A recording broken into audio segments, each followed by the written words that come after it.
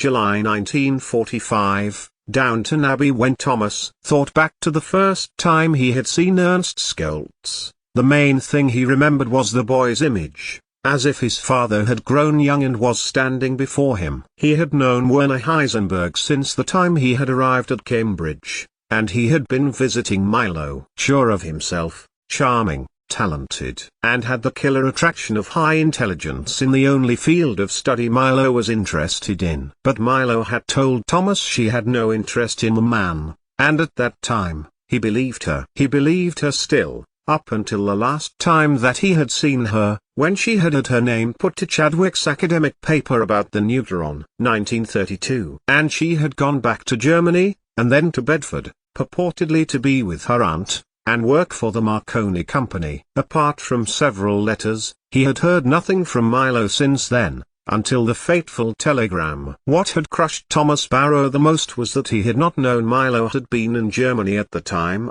nor least working for a special operation. She was no traitor, nor was she easily led. But someone had led her to Germany, to do something. And the only thing which she might have been doing there was something to do with physics, with atoms, for she was an expert in their disintegration. Of that he knew, even if she did not publish papers. And Werner Heisenberg would have been there, of course. So, Thomas thought, as Ernst Scholz pulled out the adoption certificate and wedding certificate, both documents containing Milo's name, he was to be the one to break the news to this boy that his mother was dead. That had been 2 years before. But, he couldn't just jump in. The boy, though tall and fair like Milo had been, was still only a boy. They had boys of his age helping on the farm, who had been evacuees, come to the country to avoid the bombs and the V-rockets destroying homes and lives. But, of course, guessing the boy's parentage was only part of it. He had come, presumably, from Germany. He clearly wanted something. Sit down, lad, Thomas told Ernst, and dismissed a very eager Larry from the room. He glanced at the documents as, over the course of the next hour, Ernst Ashby Scholz told Thomas what he had told Constable Pickering. Your story is compelling, Thomas told him, handing him back the documents. But, I have to ask, how do I know you are who you say you are? You could have just found these, and are here to get money. Ernst dipped his head, and all at once, Thomas saw Milo standing there, about to tell him the latest mischief she had been involved in.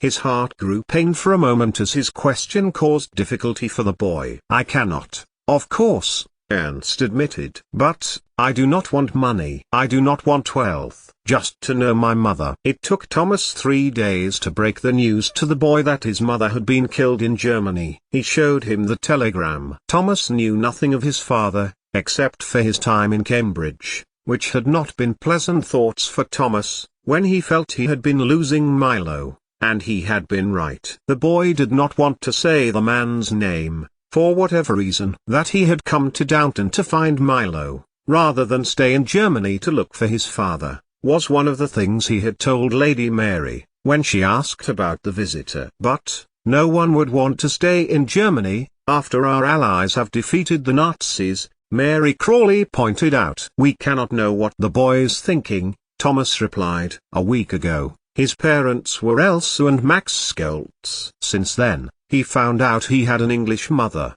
and he is very reluctant to mention his father. I shall speak to George, Lady Mary told Thomas. I cannot see why he cannot stay here for a while, as long as he earns his keep, while he decides what to do. But, I can understand if he doesn't want to go back to Germany. And that was how Ernst Scholz gained a place at Downton Abbey, pledged to work on the farm in the holidays. For Thomas Barrow had decided that, if Ernst Scholz was indeed Milo's son, as he seemed to be, he deserved the best education Joseph Molesley could give him. 88,888,888 Autumn 1925, Cavendish Building, Cambridge. It was Patrick Blackett who woke Milo up from her sleep early on that bright, Tuesday morning. It was late September, and the warm fingers of dawn were creeping through the gap between the curtains. She turned over. She had only been in bed a few hours,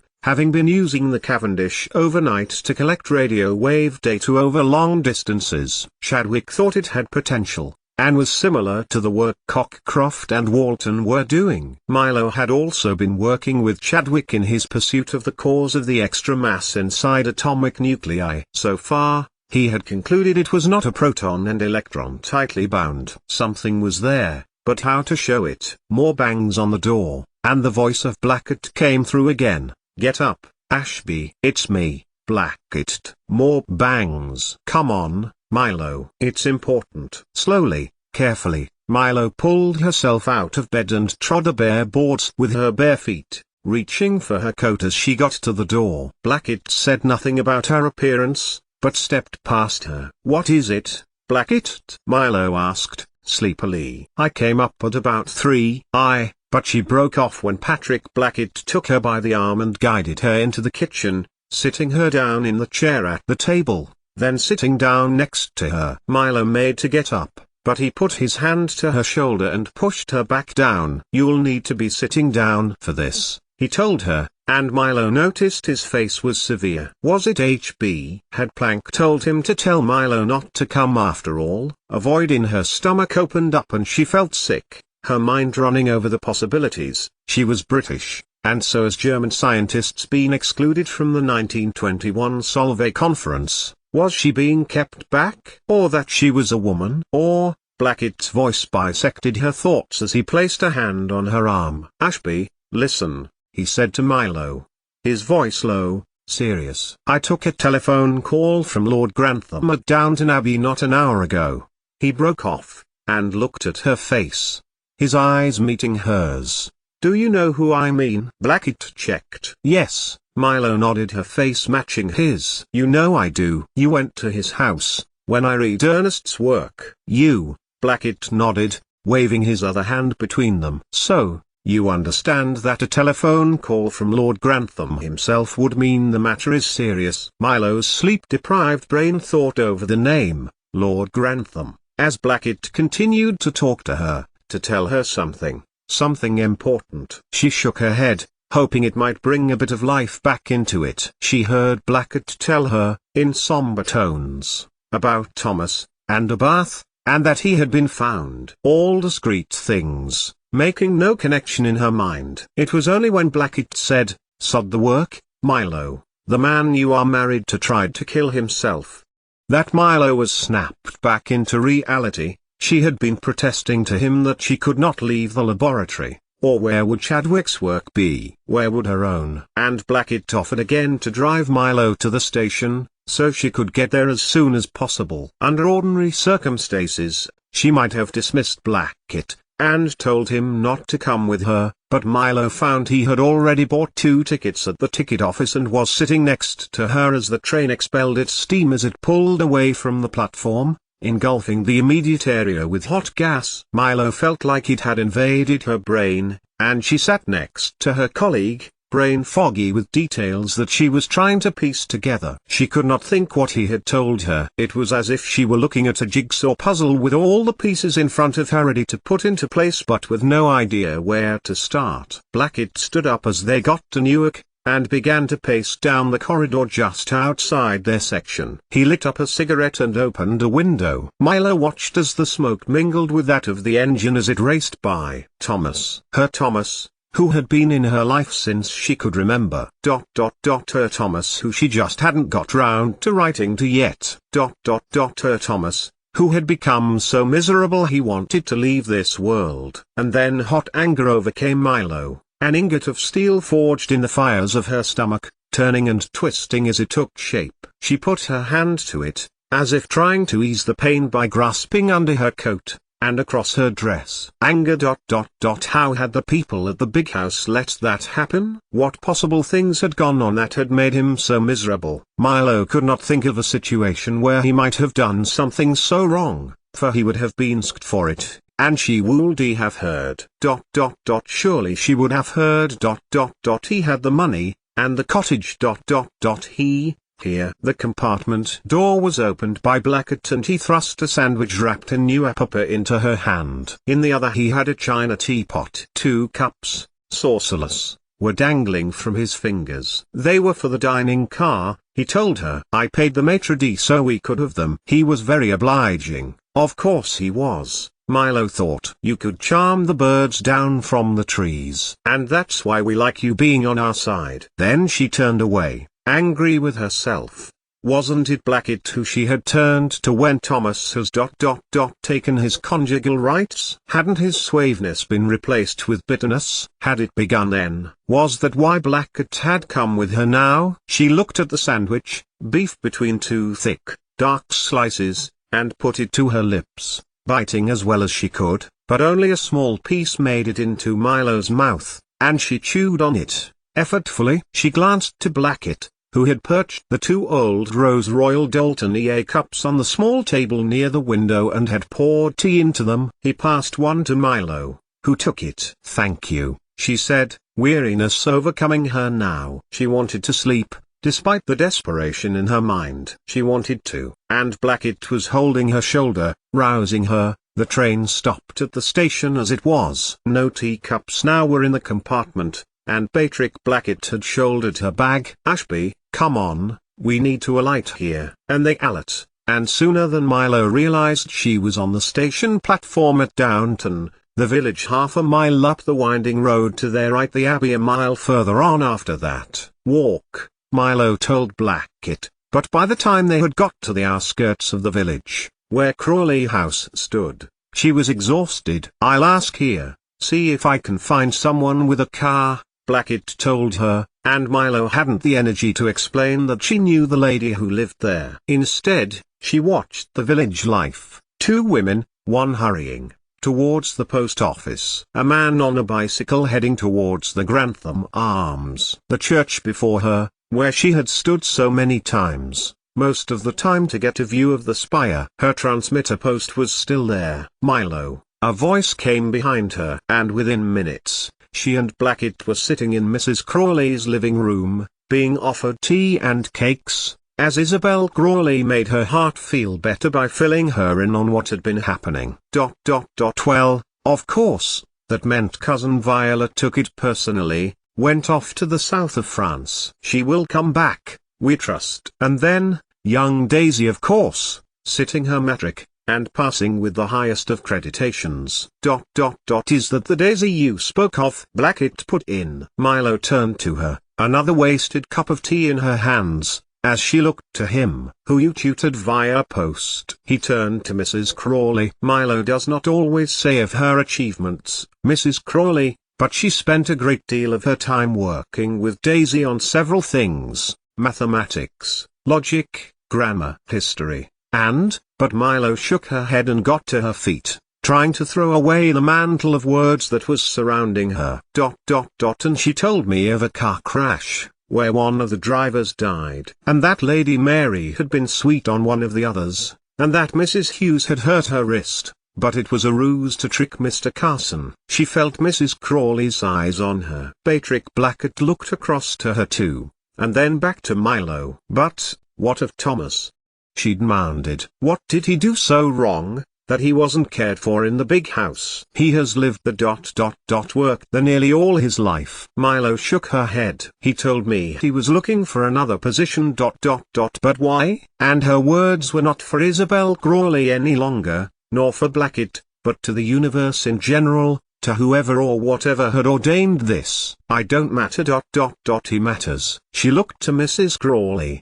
Did I not stand here in this very room, and tell you that? You did, she conceded, her tone neutral, her face still. So why did he want a new position? Was he so unhappy? And if so, could nobody have helped him? And then Milo felt a hand on her shoulder, that of Mrs. Crawley, her soft words by her ear as she guided Milo from the living room and out through the back door of the kitchen, into the garden. I do not know the answers to your questions, me Lucina, she told Milo. We will just have to find them out together. And if I assure you I will be by your side, will you consider your words carefully? I know you are angry, but I also know the people living at Downton Abbey are all extremely sorry that Thomas Barrow has failed in the spirit of fellowship. Now, she added, This is what I wanted to show you. 88,888,888. The apple tree had been tied up to help its stem stand straight. Milo did not know which pips had taken hold,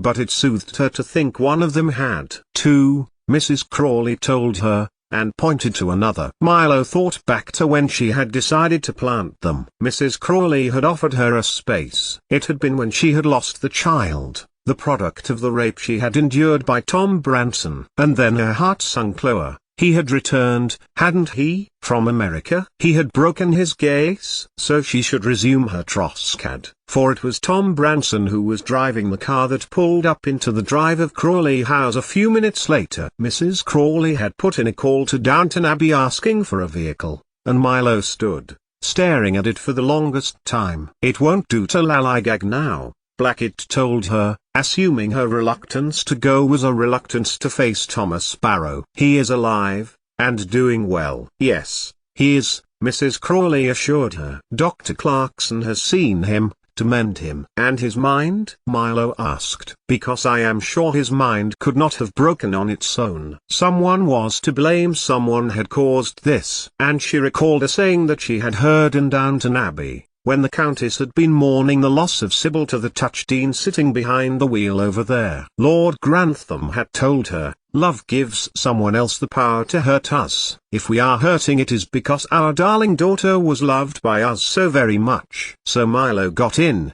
nodding briefly to Tom Branson, out of affected manners, knowing she would begin the Troscad as of now. And she and Blackett and Mrs. Crawley were driven all of the way to the front door, which is where the trouble began. Blackett alighted from the car and held open the door for Milo and Mrs. Crawley. At the same time, the front door was opened by Mr. Carson from behind, whom Lord Grantham stepped, clapping Tom Branson on the back. He motioned for them to come in, looking to Milo as he held out an arm to welcome her. But Milo hesitated. Only Branson, Prue and Thomas knew what Branson had done to her that night. Carson held open the door a little wider, and Tom said encouragingly, "You can go in, Miss Ashby." It was then she turned. And her words, rapid and loud, came in the Irish language, preceded first in English with, "No, I cannot, as well you know." Then Milo harangued Tom Branson in Irish,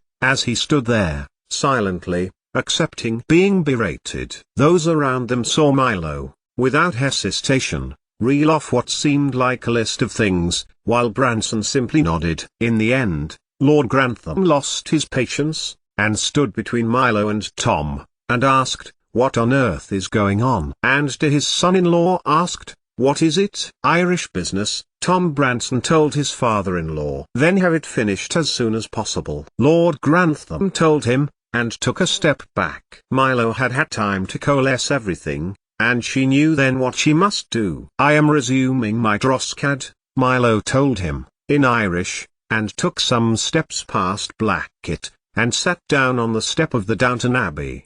Branson looked at her, shocked. "Don't say it," he told her, in English. "You made the bargain." "As did I." "We knew the gravity of it. Or at least I did." She looked away. Her anger was misplaced. Not her actions. She had sworn to uphold the Troscad. But her rage was at everyone in the big house, for the situation Thomas was in. "I think," Tom Branson said, in Irish. "I now understand why Jack Prue called you sonny traitor," Milo told him. And when she saw the confused look on Lord Grantham and Lady Mary's face, she knew she had crossed the line. They would ask him, and he would likely tell them. "Sonny traitor?" Mary Crawley asked. "I will tell you another time," Tom Branson told her, then looked down to Milo. "Yes, I agree," said Mrs. Crawley. "This young lady has come a long way because of your call, Cousin Robert." "Yes, yes indeed," Lord Grantham told her. "And you can tell me why it is you are insisting on sitting on the step of my house,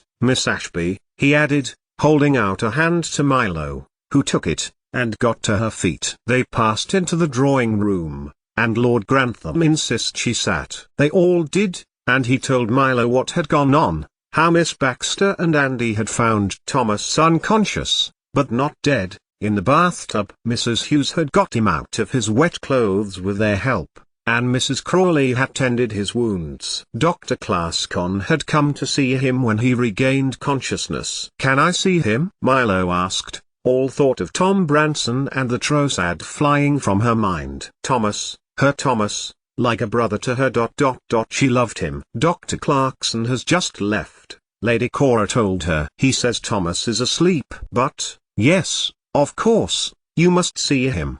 She smiled softly, her kindly voice soothing Milo as it always did. And she took Milo with her, arm around her shoulders, and sat her on a settee near the door, asking how she was doing, and what she was doing. And Milo told her she was about to go to Germany for research work, and had been working many nights at the Cavendish to complete her work. "But of course, you must be hungry, and tired," Cora told her, and before Milo could stop her, she had rung the bell to call for tea and refreshment. "Do I know you?" Lord Grantham asked, looking to Patrick Blackett. He smiled to him, and Blackett nodded, shaking his outstretched hand. "I am often in London," he told Robert Crawley. "I came to me Lucina's presentation of her brother's work here." "I knew Thomas Sparrow well, for I knew Ernest Ashby well," he told him. And Lord Grantham took him a walk out into the hall, and they began to talk,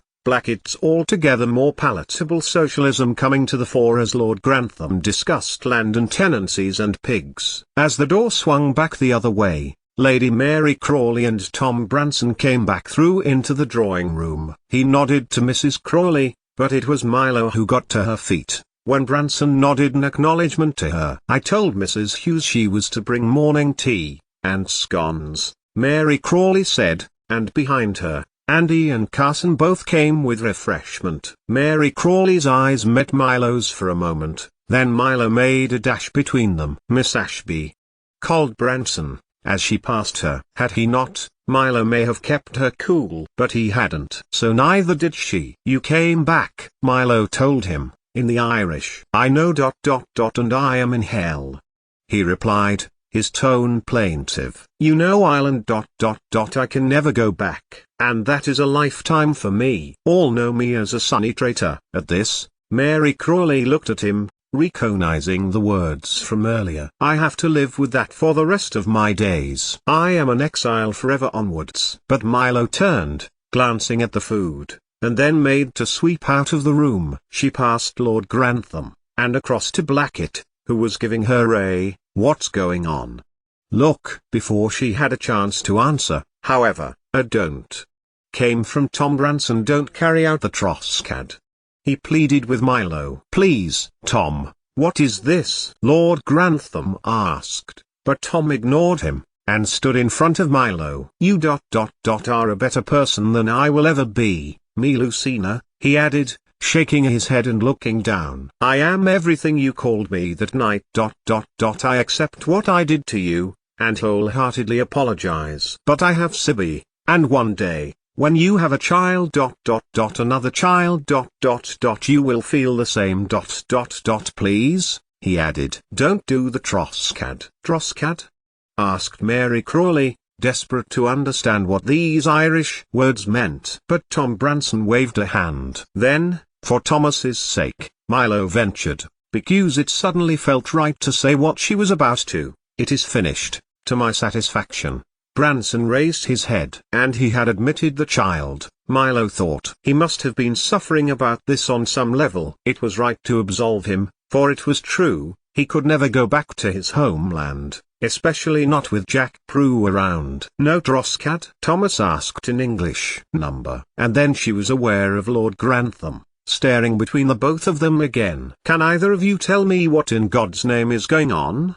he asked. "Tom." He looked to his son-in-law, then back to Milo. "Miss Ashby." Milo did not take her eyes from Tom Branson for a moment, and not for the time it took for her to tell him some important caveats of her redaction of the fasting promise, the Trossard, based on the judgment she had proclaimed, the Gace. If he were to come back to England, she would withhold food and drink and sit upon his doorstep until he relented, according to the ancient Irish law. But there was also a clause in the Brehon law that said that the plaintiff could accept something else instead. So here were Milo's terms. "May we all meet together?" Tom Branson asked. "In the drawing room, perhaps?" "Certainly," Lord Grantham told him, and besides himself, Blackett and Mrs. Crawley, Lady Grantham and Lady Mary all came through, and stood around. As they saw Branson glance nervously to Milo every so often. "Miss Ashby wishes me to make a few things clear,"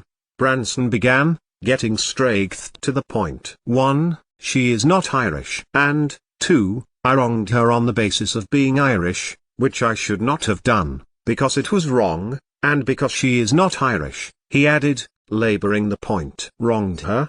asked Lord Grantham, narrowing his eyes in the way people do when they know there's more to this than meets the eye. "In what way wronged her?" Milo looked to Branson, as did everyone else. But, to her own surprise, it was Milo who spoke. "Mr. Branson will have to live with the wrong he has caused me for the rest of his life," she told them all. As to the detail, and at this point, looked across to Mrs. Crawley, who suddenly felt she knew something, perhaps something she oughtn't. "I do not wish it spoken of, and neither does Mr. Branson." "Neither do I," he echoed, looking like a man who had been reprieved from the hangman's noose. "Really?" Lady Mary asked. "Is that all?" But neither said anything to her. Instead, Tom Branson went towards the tea tray. He glanced at the cakes there, and the coffee, which was still hot, and he picked up a cup. "Tea cake?" he offered. It was a test, a legitimate test, to check the Troscad was indeed finished. Milo nodded. Beside Carson, several other downstairs staff had appeared,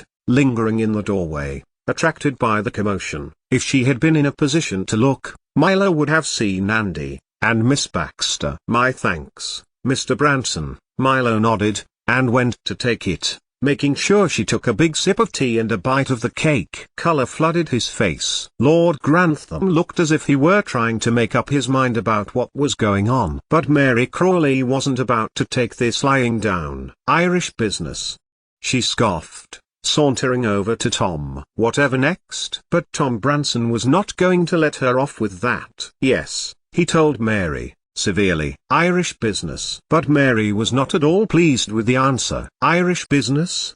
she asked Milo. But, instead of standing by Blackett and putting her mind to Thomas, silently and reflectively, she turned to Mary Crawley. "I am here for Thomas," Milo told her, and then glanced to Lord Grantham, and to Lady Grantham, back to Mary, and then to Carson. "The old bear," she used to call him. Milo was sure that his dislike of Thomas had caused this. "You have treated Mr. Barrow appallingly," she began. "Now look here," Mary Crawley interjected. But her mother put her hand on her daughter's shoulder. Mary had driven Edith away, broken up her and Bertie Pelham with her deliberate stirring. She needed to remain quiet. A few soft steps and Patrick Blackett was standing beside her. "I look at this place as being a place where I always felt safe to come, right from my first ever memories," Milo began. "But for my husband," she sighed the word, "to have felt his only choice in life was to be free from it.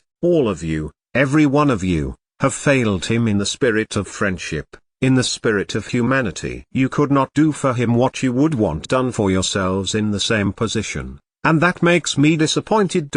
Ashamed of people I respected. You, she nodded to Robert and Cora, you, she nodded to Mary, and you. It was the first time she had ever challenged Carson. But he said nothing, just stood by the door and listened. "Thomas is different, like I am different," Milo went on. "He stood by me at times when I could not say those things that terrified me, or I hid, or I crept away, or, as Miss O'Brien will tell you, I kicked and pushed and bit." A small murmur, of amusement, perhaps. All were remembering Milo as a child. "You gave me clear rules, you gave me apple seeds when all I wanted was apple seeds. You," Milo looked at Lord Grantham, "gave me the chance for a way to a life I could only have dreamed of. But I will give it up, and return to electrical engineering in my father's house, which you did not take from me." She gave Branson those last words in the Irish language,